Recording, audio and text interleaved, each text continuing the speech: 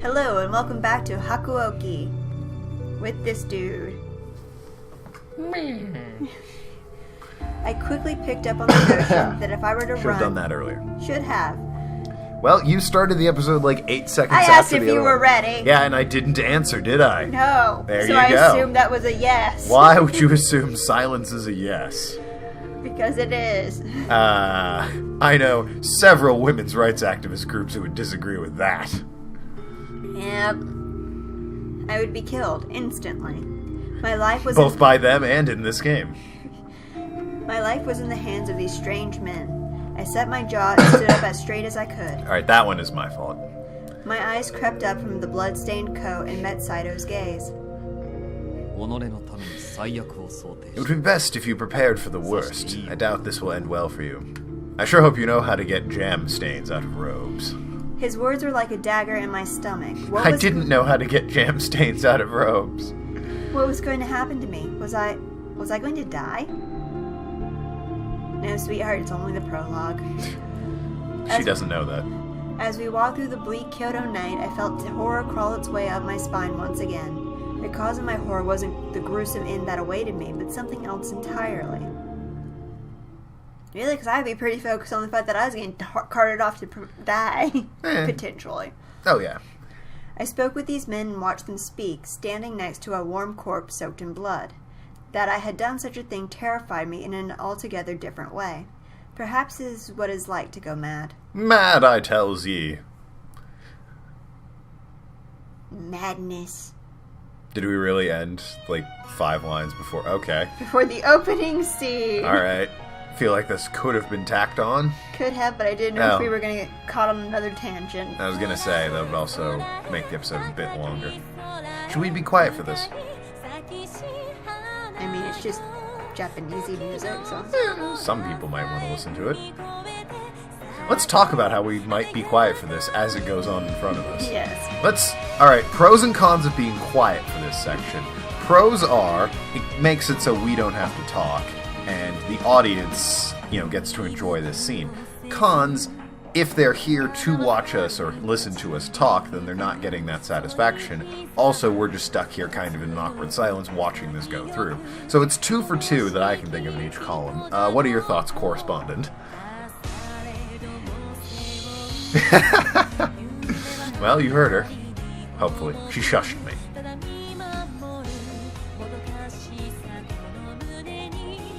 Golly's potential boy toys. The one on the right with glasses is straight up the dude from Samurai Champloo.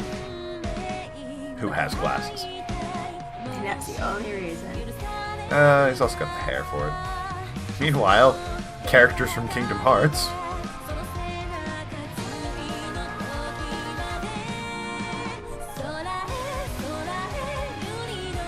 I don't think I'm actually starting to watch this completely. Boy, there is just always wind blowing the hair, isn't there? Have you seen that awkward zombie where they do the cape business? No? The main guy in Fire Emblem, his cape is always blowing in the wind, but nobody else does. And he's like, why can't you? And it's like, we don't have clothes that do that. What? And so it just cuts to them taking time out of practice to practice billowing capes in the wind. They've got people behind them just wafting them. You're gonna stay here until you figured out how to do this like me. Oh, yeah. Do. Dark Screen. Dark Screen, the disappointing sequel to Dark Souls. Chapter 1, January 1864. It was a cold year. U.S. Civil War at the time. That's the big event I know of in 1864. I believe it's wrapping up, however. Was it morning? What happened to me? I attempted to recollect myself. My arm was over there. Ah, yes. Right. All at once, the events of the previous night rushed back to me. So much jam. This isn't my room. My limbs were snugly bound in tight knots, so all I could do was wriggle around in bed, twisting the blankets around me. To which you would say? To which you would say... Wiggle, wiggle. No, wiggle. Oh, don't act like you don't say that. I do, but I didn't know what you were going for. I yearned for the comfort of my own futon, but the futility of such thoughts only forced me to confront the reality of my situation. Your own futon, which you wouldn't have had in Kyoto anyways. Yes. But admittedly, if you were locked up, you would be like, damn, I wish I was home right now. Or, in an inn somewhere. That'd be nice. When did they stop being inns and start changing to hotels? Good question. Google it. I think I will, actually.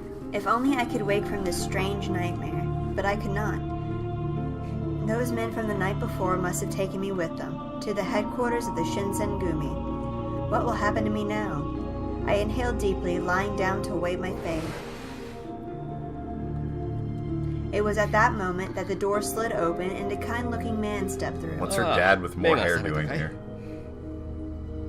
Ah, I see you finally awoken. This is no way to treat a guest of ours. Please wait, I'll loosen the ropes, alright?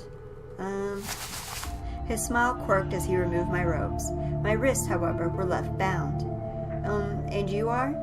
Oh, of course, how improper of me. My name is Genzaburo Inoue. Thank you, Inoue. I'm probably not pronouncing his name right either, but whatever. Now, if you would follow me... If Bleach is to be believed, that is the last name of Orihime. So her first name's Orihime, her last name's Inoue. And it's spelled like that, so yeah. Apparently the term inn officially became archaic for hotel in 1987. Damn. Missed it by that much. Yeah.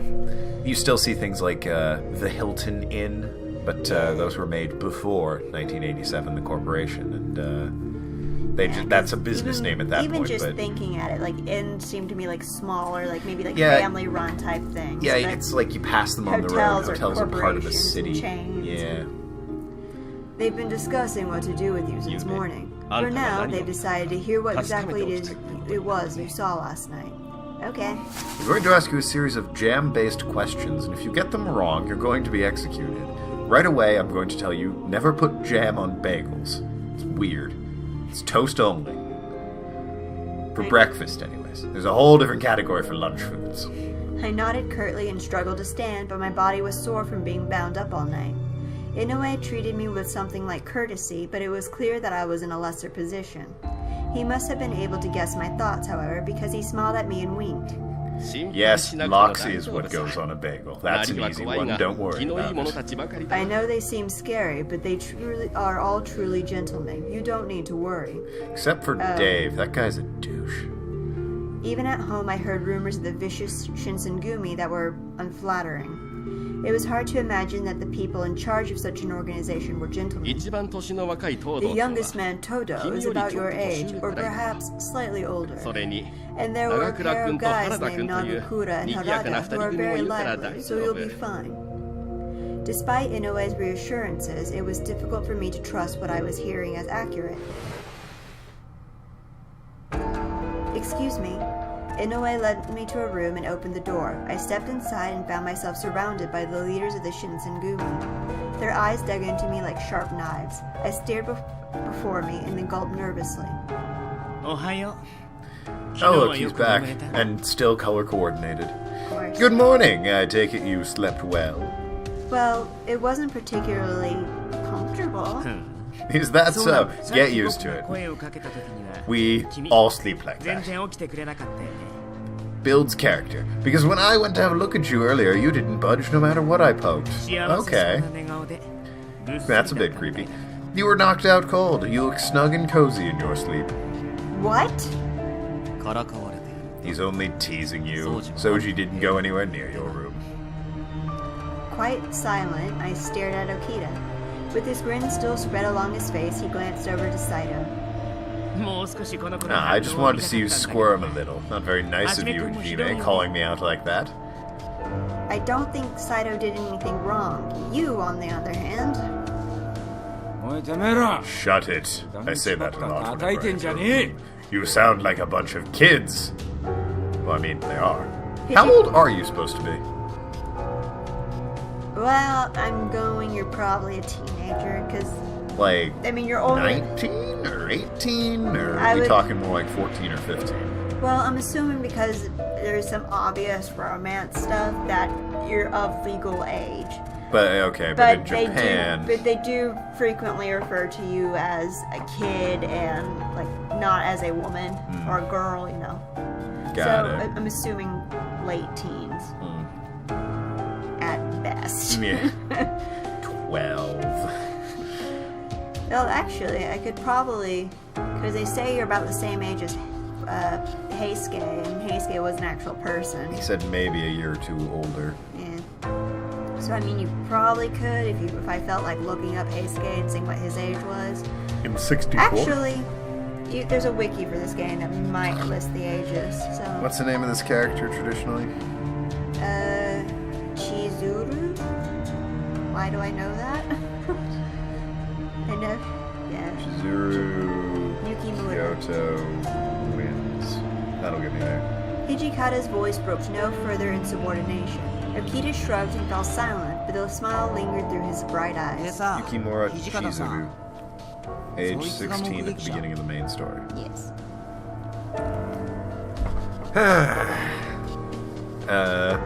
So, Hijikata, this is your witness. These jackasses. The man who spoke they was... don't look too terribly color coordinated. A little bit. A little bit, but I think it's more like his hair matches. His bottom right, or his bottom vesty scarf thing matches his eyes. Yeah, in the middle. his is coordinated with his eye color in the bottom. Yeah, can't really I can't tell but with that guy. I think his eyes are green and his outfit's green. Okay. The man who spoke was, well, he looked more like a boy than a man. Maybe. So wait, which one? I don't know. These are all pretty, sort of, older-looking gruff dudes. Bottom. Oh, then I guess. Maybe this is the youthful Shinsengumi captain that Inoue was describing to me. I'd imagine the leaders of the Shinsengumi to be older, maybe even middle-aged men, but... They're all dateable hunks. Yes, their faces were still blessed with youth. In fact, one might even confuse them at first glance for a gang of bohemian thugs. Bohemian thugs? Is his pelvis talking to you? Well, a real stick, huh? Just a cow. Yeah, I'm also not going to use that voice. It's terrible in my throat, and even I hate it. Yes. You're calling him a kid. Heisuke? Heisuke. Heisuke. That's rich. Right you are. Anything else? I bet you two look like a pair of scrawny little brats. I'm the only one who gets to call them out on being scrawny punks because I'm a mature adult and all. The one in the middle is probably the most oldest looking. Mature adult? Anything that comes out of your mouth is basically nonsense, Shinpachi. Yeah, Shinpachi. I figured that, Shinpachi. Two nearby men replied to Todo with very mocking but light-hearted tones. I somewhat recalled Inoue's description of the two energetic members. His mention of them was brief, but seeing them in person was an eye-opening experience. He said the short-haired one was Nagakura, and the other with longer hair was Harada. Leave off, you grumpy old bastards. The hell I will, boy. You think you can get away with talking to us like that?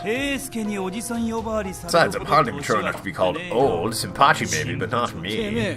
You son of a bitch, I thought we were friends. Oh, ha ha ha. Come on, Shin. Wouldn't adults get so worked up over something like that? Their back-and-forth rapport seemed developed into a rhythm from years of friendship. Fuck you, author. Don't just write how your dialogue makes your characters sound. That's terrible writing. Which predated my arrival and made me foreign here. Yes, we know. That was the most obvious sentence. This writing that I wrote makes them sound like this thing that I tried to make them sound like, clearly establishing a thing that was already established. Yes, I'm going to critique the writing. I sensed something apart from curiosity towards me, though, like a feeling of animosity. That needed to be said. Despite their cheerful levity, they had not forgiven my presence among them. Suddenly, I wanted very much to go home. I wanted to leave this place and never return. My chest tightened and I stared down, hoping to wake up in bed with all of this only a memory. I'm going to call this guy Gene until otherwise instructed because he looks like Pain from Samurai Champloo. Okay. I apologize for all this frightening behavior. Please don't let these men unsettle you. Oh. His voice was calm and warm, and I felt myself relax, even if only a little bit. Is that okay? Are you serious? You're the scariest one out of all of us, Jean. Sanan. Jean. As he finished speaking, the rest of the men nodded solemnly in agreement. It's true. That man eats peanut butter on toast. We can't handle it. Who does that? I love peanut butter toast. Absolutely, I do too, but, these guys all love jam. Except him, he goes peanut butter. And one crazy dude we have yet to find who's way into salsa. I wondered, who could possibly command such fear and respect from these men? It's also crunchy peanut butter on toast. Oh? How crude. I can understand their feelings, but for our demon of a commander to feel such as well. Is it up to me to hold the integrity of the Shinsegumi to our highest standards? It is easy to be confused, however, when our standards, or rather our taboos, are at the mercy of our own Hijikata. It is true, but now isn't the time to be talking about this. And the men called Sana and Hijikata stared at one another with a smirk. You're lucky to have a friend like Sanan, Toshi. You're going to be voicing this one? Yes, I like him. I was going to make him Salsa Man. You could, but I don't want you to. Is there a crazy character that suits the Salsa Man? There's plenty of obnoxious characters you can tack Not things in. obnoxious, insane. Yes. Okay. Hijikata and Sanan sounded distant when they spoke to one another, not exactly friendly. Still, the man who spoke had certainly sounded as though he thought they were friends. Oh, my apologies. I haven't introduced myself. I'm Asami Kondo, chief of the Shinsengumi. I'm Shark Husbando. What? He's doing the pose. Not the He arm. has his hands on his hips. Yeah, he does that sometimes. Not that. Yeah. Fucking jaunty camera angle, but he's always got his hands on his hips, too. When you say chief, do you mean to say you are the most important man in the Shinsengumi? Well, I wouldn't call myself the most important. It's more accurate to say I represent everyone. Toshi over there is the commander, and Sanan is our colonel. Kondo? Kondo. Why are you telling him all this? They still don't know you're a woman. Sorta.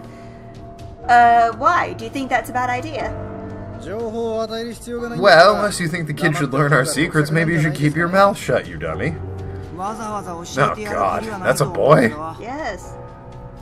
Exactly, why bother anyway? We own nothing. Please no. Perhaps you all raise good points, but isn't it rude to ignore your guest? Harada glanced over at Kondo and let out a bark of laughter. Ha! What is a bark of laughter? Ah! I always imagined it was just like that kind of like, right? I always saw that as more of a chortle. Whatever. True, we've already brought him here. It's not like we're telling him will hurt us. Kondo had looked rather disappointed when Hijikata spoke, but he perked up at Harada's words. Despite knowing him for 5 minutes, it's easy to see that his words resonated well with his men. He had a sort of charisma that simply drew you in, a man who was impossible to hate, except for all the people who hated him. We'll get to that later, And though. everything he stood for. Well, let's get back to the business at hand. Can you give me a full report of last night? Last night we were on patrol and we encountered some wandering Ronin. They drew steel, so we fought. Some of our men subdued. I almost heard that as subbed. Some of our men subdued the Ronin, but in doing so, exposed their failure. They were using inferior berries to make their jam. Watered down with sugars and artificial oils. Not pure, wholesome jam. As he finished, Saito turned to look at me. I didn't see shit. Yeah, no, don't ask me. Even with my insistence, Hijikata continued to stare at me with a harsh glance. Saito remained expressionless, and the smile on Okita's face didn't change. Huh? Oh, that's you. I like to picture he's just sitting there. Smile on his face unchanging, but it's the stupidest fucking smile. Huh. You sure you didn't see anything? Yes, I didn't see anything. Well, really? Well, if that's true, I don't see what the problem is.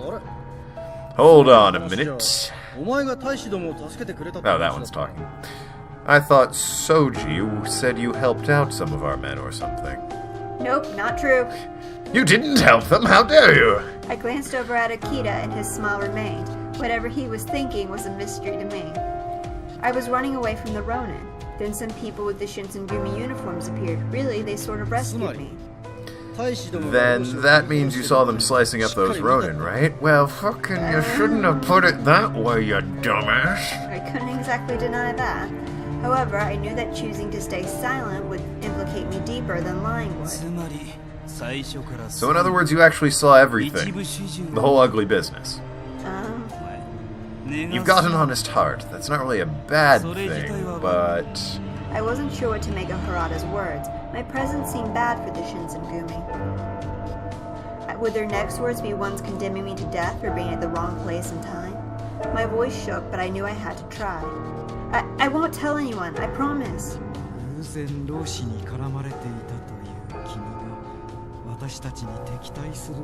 Yes, we get it. He looks like Gene from Samurai Champloo. I just held up a picture of him. Gotta put that on screen. As if. Yeah, no. Editing. Have you ever edited a video? Not much beyond cutting off bits and adding bits. Didn't you have to blur tits in Wolf Among Us at one point? I absolutely did not. Okay. It seems unlikely this attack was a mere chance. Yet it seems unlikely, too, that you're an enemy. Despite your good intentions, you could be taken for interrogating. Could you handle torture? His voice was still... They would throw unseasoned butter at you with no flavor of fruits at all. Could you handle that? Stop talking, you're making me hungry. Yeah, I'm hungry too now. His voice was still warm, but... Let's go to IHOP. We can get jams and fruits there. His voice was still warm, but his words were cold, and I began to feel my chances at life slip away. Who's that guy? Oh. The same characters that have been here. Guy on the left, I meant. I didn't recognize him for a second. Staying quiet is easy, but if you were captured, you would have no loyalty to us or our secrets. Yeah, we have no way of verifying your word. It wouldn't be very smart to just let you go. You know, if you had, like, disappeared and not told her anything, she would be like, oh yeah, what happened? 3 dudes who I can't really describe because it was dark and cold saved me from psychotic murderers. Oh, alright. It's Kyoto. Murder's common. Cool, anyways. I feel like... whatever, then we wouldn't have a game. Yes. Let's just kill the kid. You want to keep someone quiet? That's the only sure way to do it. Cut out their tongue. Come on, there's other options she's here. literate. She could write. They don't know that. But... Don't be so cold, Soji. What did we gain by murdering a civilian? A delicious inside jam! Oh, don't give me that look. I was just kidding. Oh, was that me? Yes. Okay. Bad with me. Perhaps it should have sounded like it then. Heh. After being rebuked by Saito, Okita gave a playful smile. I am bald. But surely there must be something we can do. After all, we're talking about a child. I have no wish to kill him either, but ignoring the unlikelihood of his trustworthiness is foolish. Well, I would like to hear the commander's opinion. What do you say, Commander Hijikata? The men looked at Hijikata, listening intently. He sighed and glanced around the room. I hate doing this before my morning coffee. Last night, we killed members who broke our code. This kid should not have been involved at all. Yeah, exactly. You could have said they weren't supposed to kill the Ronin, and then, so we killed them. Fuck off, kid. Yeah, could have been like, we're cops. We saved your ass. Laters. Yeah. We saw that you were in clear danger. Also, those men just murdered other men. We're well within our right to kill them. I imagine that puts an end to the matter for you. Well, he probably saw something, but I doubt he really understood what it was.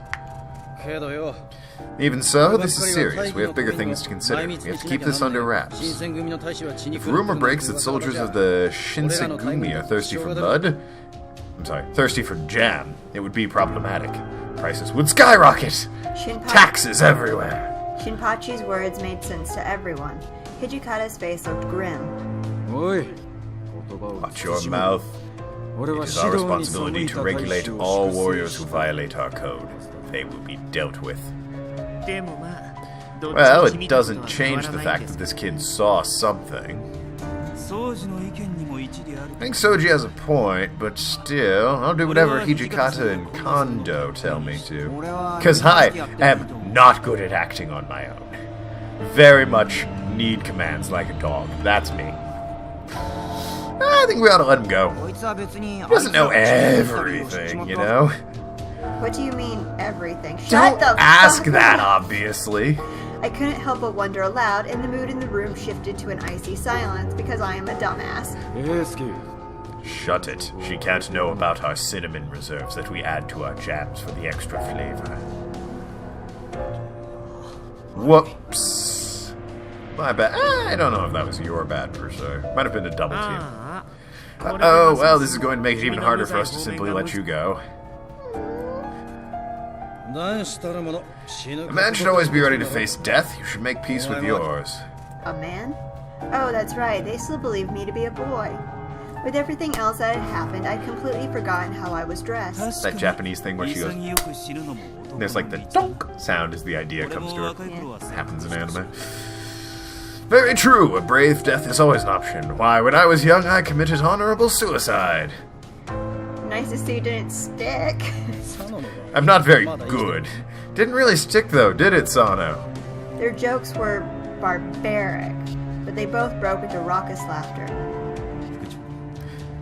Commander, since we can't seem to reach a consensus, can I send the child back to his room? If you hear something you shouldn't while you're here, then we'll have no choice but to kill you. And these guys suck shit at talking about things we shouldn't in front of other people. You're like the fourth person we've had to do this to. He was right. If I remained with them, then I could easily hear something I wasn't supposed to. I didn't think he'd mentioned it for my sake, but rather as a possible concern for their group. I was still relieved when he brought it up. Indeed, let's do that. Plus, there's something I want to look into. The pantry, specifically. It is breakfast time and my waffles are too dry. Need some of that flavored syrups. Honey.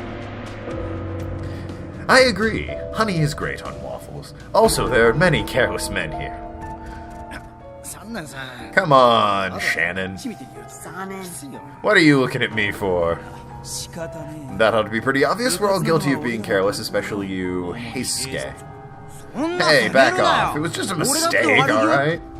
I could hear Toto's voice rise as everyone turned to look at him. He looked at them for a bit, and then turned to me and mumbled in a voice I could barely hear. Gomenasai.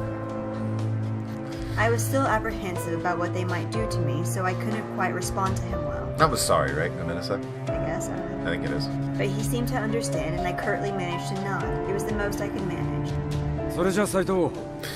Alright, Saito. Take care of the kid. Take care, like, take care or take care of the kid? Don't kill the kid. Got it. Need to be clear with that.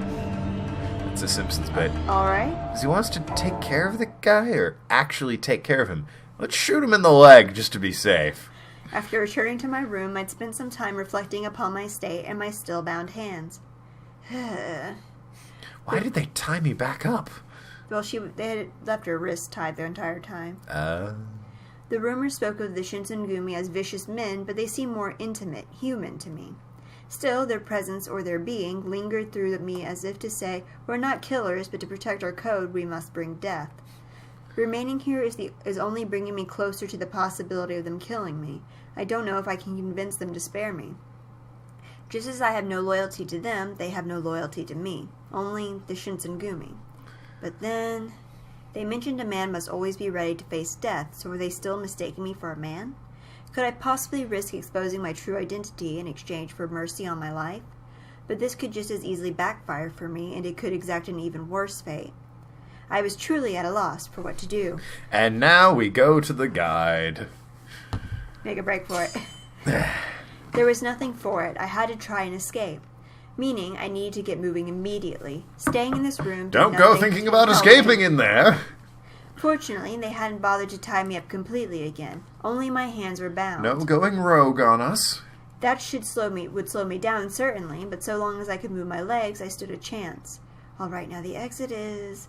Also, stop talking out loud and then just trailing off. We can hear every word. The walls are literally paper thin. Yes.